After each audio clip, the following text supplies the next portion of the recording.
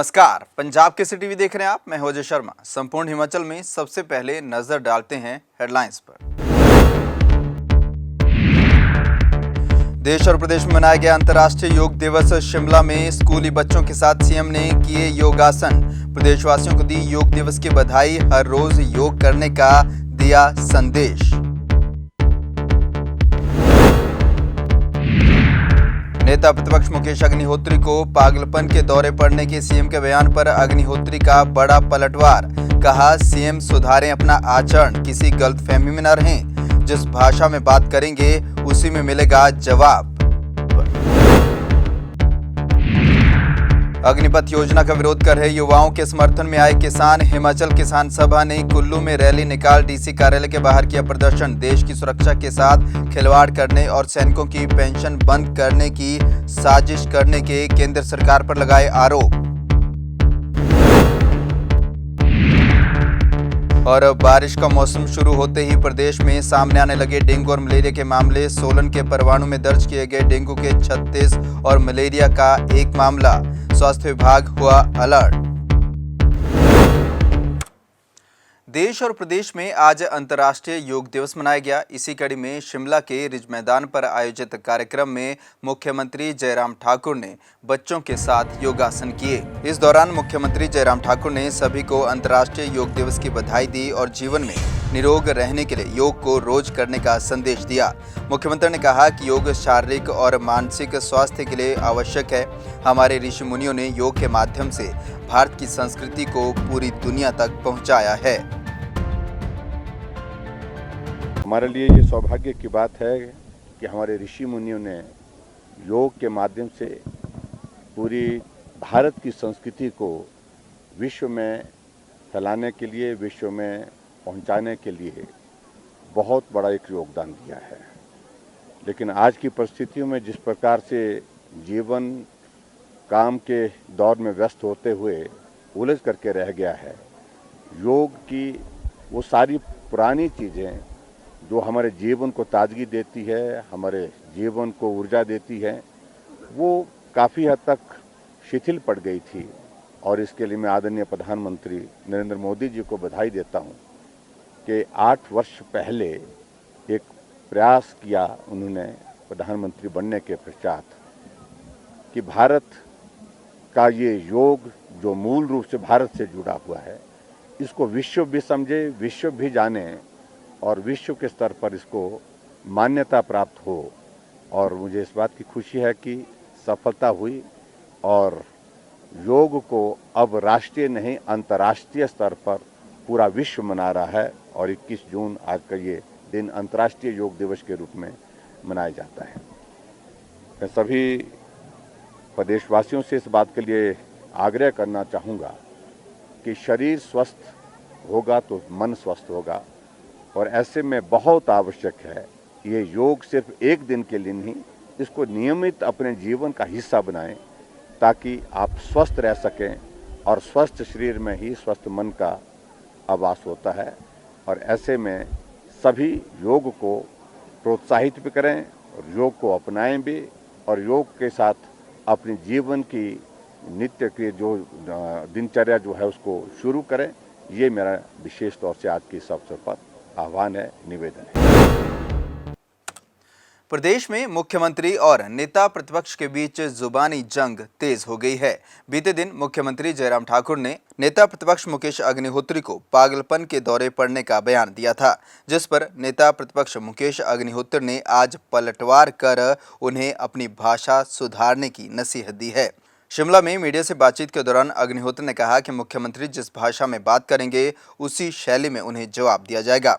अग्निहोत्री ने मुख्यमंत्री को अपना आचरण सुधारने की भी सलाह दी। और क्या कुछ कहा अग्निहोत्री ने, आप खुद ही सुनिए। मुख्यमंत्री जिस भाषा में बात करेंगे उसी शैली में जवाब मिलेगा। और मेरा उनको सुझाव है अपना आचरण सुधार लें। और अगर वो सोचते हैं कि कोई उनकी धमकी से डर जाएगा तो वो गलतफहमी में ना रहें। जो उन्होंने कल के अपने त्रिदेव सम्मेलन में बोला है, असल में मामला क्या है? 3 महीने 2 महीने रह गए हैं, सत्ता हाथ से निकल रही है, जमीन खिसक रही है तो बौखलाहट हो रही है, परेशानी हो रही है। तो इसलिए जो है वो कहते हैं कि नेता विपक्ष जो है उसको दिमागी दौरे पड़ते हैं, या जो है पागलपन का वर्ड उन्होंने इस्तेमाल किया है। तो पागल तो वो व्यक्ति है जो सुबह ही उठ के, जिसकी सत्ता के 2-2.5 महीने रहते हों, और वो सुबह ही उठ के हेलीकॉप्टर उठा के चलते हैं और कहना शुरू कर देते हैं 100 करोड़, 200 करोड़, 300 करोड़, 400 करोड़। अरे भाई 3 महीने 2.5 महीने में टॉयलेट नहीं बनता है, आप 400 करोड़ 500 करोड़ के ऐलान कर रहे हैं। एक ही जगह खड़े होकर 500 करोड़ के बोर्ड लगा देते हैं। आपको ये नहीं पता कि वहाँ पे शिलान्यास स्थल पे वो जगह भी है कि नहीं है, बिल्डिंग बनी भी है कि नहीं है। आप एक ही जगह पे खड़े होके जो है ऐलान बयान करते जा रहे हैं। तो इसलिए जो है बाकी जो है, अगर मुख्यमंत्री को जिस ढंग से उन्होंने कहा है विपक्ष के नेता पे हमला किया है, तो मैं भी विपक्ष का नेता भी विधायकों से बनता है और सत्ता पक्ष का मुख्यमंत्री भी विधायकों से बनता है। और ये उनको भी पता होना चाहिए कि जब भाजपा की सत्ता बनी थी तो उस समय वो विधायक दल के नेता नहीं थे, उसमें विधायक दल का नेता कोई और व्यक्ति था। इनकी वजह से भाजपा की सत्ता उसमें नहीं आई थी। ज़्यादा खुलासा मैं करना नहीं चाहता, लेकिन डराने की कोशिश किसी और को करें, रॉन्ग नंबर डायल कर रहे हैं।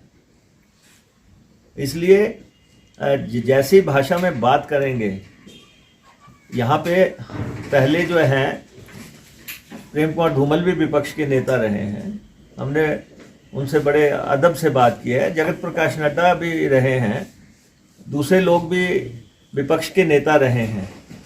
मुद्दे उठाना हमारा अधिकार है। अगर हम बेरोजगारों की बात कर रहे हैं तो मुख्यमंत्री को गुस्सा क्यों आ रहा है? केंद्रीय खेल मंत्रालय पूरे भारत में 1000 खेलो इंडिया सेंटर खोलने जा रहा है। यह जानकारी बिलासपुर के सर्किट हाउस में पहुंचे केंद्रीय खेल राज्य मंत्री निशित प्रामाणिक ने दी। पत्रकारों से बातचीत के दौरान केंद्रीय राज्य मंत्री ने कहा कि इन सेंटरों को खोलने के लिए देश की सभी राज्य सरकारों से प्रपोजल मांगे गए हैं। अभी तक 500 से अधिक सेंटर देश में खोले जा चुके हैं और बाकी बचे आधे सेंटरों को खोलने का कार्य तेजी से चल रहा है। खेल मंत्री ने कहा कि भारत में खेलों को बढ़ावा देने के लिए मोदी सरकार दिन रात कार्य कर रही है। कोई भी खिलाड़ी किसी सुविधा से न पिछड़े, इसके लिए ही यह सेंटर खोले जा रहे हैं। उन्होंने कहा कि टोक्यो ओलंपिक में भारत की अधिकतर टीमों ने बेहतर प्रदर्शन किया है। ऐसे में अगर जो कमियां रह गई हैं उनको पूरा करने के लिए यह सेंटर खोले जा रहे हैं। 1000 खेलो इंडिया सेंटर बनाने का जो प्रधानमंत्री जी का सपना है पहले चरण में, उसमें से आधा से भी ज़्यादा खेलो इंडिया सेंटर अभी तक हो गया है और बाकी जो लगभग 450 खेलो इंडिया सेंटर है उसका भी प्रपोजल आ चुका है राज्य सरकार के माध्यम से और ये भी बहुत जल्दी हो जाएगा। हम लोग ये आशा रखते हैं कि 2024 से पहले ही पूरा 1000 जो खेलो इंडिया सेंटर पूरा भारत में करने का इरादा था वो पूरा हो जाएगा। सोलन में 23 जून को भाजपा का त्रिदेव सम्मेलन होने जा रहा है, जिसमें करीब 7000 बूथ पालक हिस्सा लेंगे। इसकी तैयारियां जोरों शोरों पर चल रही हैं। वहीं इन तैयारियों का जायजा लेने के लिए आज भाजपा के संगठन मंत्री पवन राणा खुद पुलिस ग्राउंड पहुंचे। इस दौरान उनके साथ त्रिदेव सम्मेलन के प्रभारी राजीव बिंदल, पार्टी उपाध्यक्ष पुरुषोत्तम गुलेरिया और अन्य नेता मौजूद रहे। मीडिया से बातचीत के दौरान शिमला संसदीय क्षेत्र के प्रभारी व पार्टी उपाध्यक्ष पुरुषोत्तम गुलेरिया ने कहा कि साल 2017 में भी इसी पुलिस ग्राउंड से पन्ना प्रमुख सम्मेलन करवाकर भाजपा ने सत्ता हासिल की थी और फिर वही इतिहास दोहराने के लिए यह सम्मेलन ऐतिहासिक होने जा रहा है। उन्होंने कहा कि सम्मेलन में बारिश के चलते किसी तरह की रुकावट न हो, इसके लिए वाटर प्रूफ पंडाल का इंतजाम किए जा रहे हैं। 23 जून को शिमला संसदीय क्षेत्र का त्रिदेव सम्मेलन यहाँ सोलन के ऐतिहासिक पुलिस ग्राउंड में संपन्न होने जा रहा है और उसकी तैयारियां जोर शोर से चल रही हैं। मौसम क्योंकि बरसात का लग रहा है, इसलिए वाटरप्रूफ टेंट ये 3 दिनों से इसकी व्यवस्था की जा रही है और पूरी पार्लियामेंट के 17 कॉन्स्टिट्यूंसी से जो हमारे त्रिदेव आने हैं, त्रिदेव यानी कि बूथ अध्यक्ष पालक एजेंट, 2029 बूथ हैं और उनके 6087 ऐसे हमारे बनते हैं और ग्राम केंद्र प्रमुख साथ में हमारे 529। इस तरह से इन सब की व्यवस्थाएं ठीक हों, इनके भोजन की व्यवस्था हो, इनके खाने पीने की व्यवस्था हो, इनके स्वच्छता का ध्यान रखते हुए सारी तैयारियां जोर शोर से चली हैं। और इस कार्यक्रम के प्रभारी आदरणीय डॉक्टर राजीव बिंदल जी छोटी छोटी व्यवस्थाओं को बारीकी से देख रहे हैं और आदरणीय केंद्रीय मंत्री नरेंद्र तोमर जी का स्वागत यहाँ जोर शोर से यहाँ वेलकम किया जाएगा, वार्म वेलकम किया जाएगा। और मैं ये कह सकता हूँ क्योंकि ये हिमाचल का चारों पार्लियामेंट का ये चौथा और अंतिम त्रिदेव सम्मेलन है और यहाँ से पूरे रिचार्ज होकर कार्यकर्ता जाएंगे और हम चुनाव का बिगुल एक तरीके से यहाँ सोलन के इस ऐतिहासिक ग्राउंड से बजाने वाले हैं। एक तरफ जहां देश भर में युवा अग्निपथ योजना के विरोध में प्रदर्शन कर रहे हैं, तो वहीं विभिन्न सियासी संगठनों के समर्थन देने के बाद अब विभिन्न किसान संगठन भी प्रदर्शन कर रहे युवाओं के समर्थन में आगे आने लगे हैं। इसी कड़ी में हिमाचल किसान सभा ने युवाओं के साथ मिलकर शांतिपूर्ण तरीके से प्रदर्शन करने का ऐलान किया है। कुल्लू के ढालपुर में पत्रकारों से बातचीत के दौरान हिमाचल किसान सभा के राज्य सचिव होतम सोंखला ने कहा कि पूरे देश में युवा इस योजना का विरोध कर रहे हैं और केंद्र सरकार को किसान बिल की तरह इस योजना को भी जल्द वापस लेना होगा, वरना आने वाले समय में उन्हें युवाओं के रोष का भी शिकार होना पड़ेगा। वहीं इस दौरान किसान सभा की ओर से रैली निकालकर डीसी कार्यालय के बाहर धरना प्रदर्शन भी दिया गया कि एक सैनिक को तैयार करने में लगभग 7 से 8 साल लगते हैं। आप 4 साल के लिए रख रहे हैं और उसमें छुट्टियां हैं और लगभग 2.5-3 साल में आप एक सैनिक को तैयार कर रहे हैं। ये पहला प्रश्न है, देश की सुरक्षा के लिए ठीक नहीं है। दूसरी बात है कि आप बोल रहे हैं कि हम अग्निवीर बनाएंगे और एक तरफ बोल रहे हैं कि देश की सेवा के लिए जुनून होना चाहिए, दूसरी तरफ आप प्रचार कर रहे हैं कि आपको 4 साल के बाद 11 लाख रुपए मिलेगा, उसके बाद आपको नौकरी मिलेगी। ये दोनों तरफ की दो तरह की साजिश है सरकार की, वो ठीक नहीं है। हकीकत क्या है, ये जो 1,10,000 करोड़ रुपए के आसपास पूर्व सैनिकों को पेंशन के रूप में दिया जा रहा है, मोदी सरकार का सीधा मानना है कि आने वाले जो सैनिक होंगे उनको पेंशन से महरूम किया जाएगा। और तीसरी बात है, हम कहना चाहते हैं जो नौजवान हैं जिन्होंने ये परीक्षाएं दी है, चाहे फिजिकल दी है, मेडिकल दी है, किसी का रिटन टेस्ट रहा है, किसी ने दिया है, उनके जो मेहनत उन्होंने 3-4 साल की है, सुबह उठ के दौड़े हैं, मेहनत की है, अब वो अपॉइंटमेंट लेटर की इंतजारी कर रहे हैं कि मने लगना है। अभी सेना प्रमुखों ने कहा वो भी खत्म है। तो ये जो किया जा रहा है ये देश के युवाओं के साथ धोखा है। जिला बिलासपुर के सदर थाना के तहत पड़ने वाले छडोल के नजदीक नेशनल हाईवे पर एक दर्दनाक हादसे में एक बाइक सवार की मौत हो गई। मृतक की पहचान सुनील शर्मा निवासी कुनिहार जिला सोलन के तौर पर हुई है। पुलिस ने अज्ञात वाहन के खिलाफ मामला दर्ज कर छानबीन शुरू कर दी है। जानकारी के मुताबिक बाइक सवार जिला सोलन के तहत औद्योगिक क्षेत्र बद्दी में निजी कंपनी में काम करता था और अपने घर वापस जा रहा था।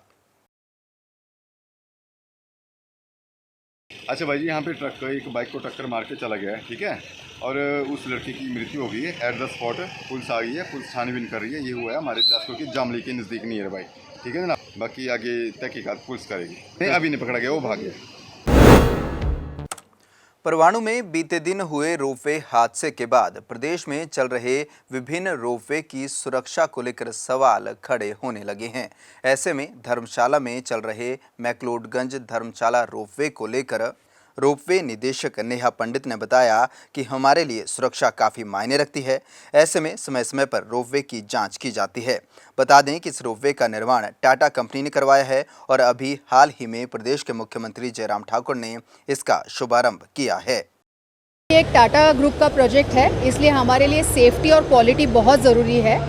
हम ये करते हैं कि टिपिकली हमारे SOPs होते हैं जो हम मॉनसून के पहले हम पूरे इम्प्लीमेंट कर लेते हैं ताकि सारे स्ट्रक्चर्स और सारे जो हमारे इंस्टॉलेशंस है उनकी स्टेबिलिटी और सेफ्टी चेक की जाए।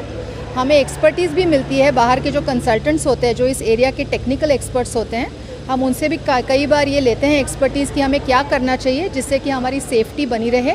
तो वो सारी चीज़ें हम कर चुके हैं और हमारे यहाँ रेगुलरली रिव्यू होती है सिचुएशन, ताकि हर इंस्टॉलेशन और हर सिविल स्ट्रक्चर सेफ़ रहे और अगर किसी भी पैरामीटर में कोई भी चेंज हो तो हमें तुरंत पता चले और हम उसको करेक्ट करने के लिए जो भी ज़रूरी है करना वो कर लें।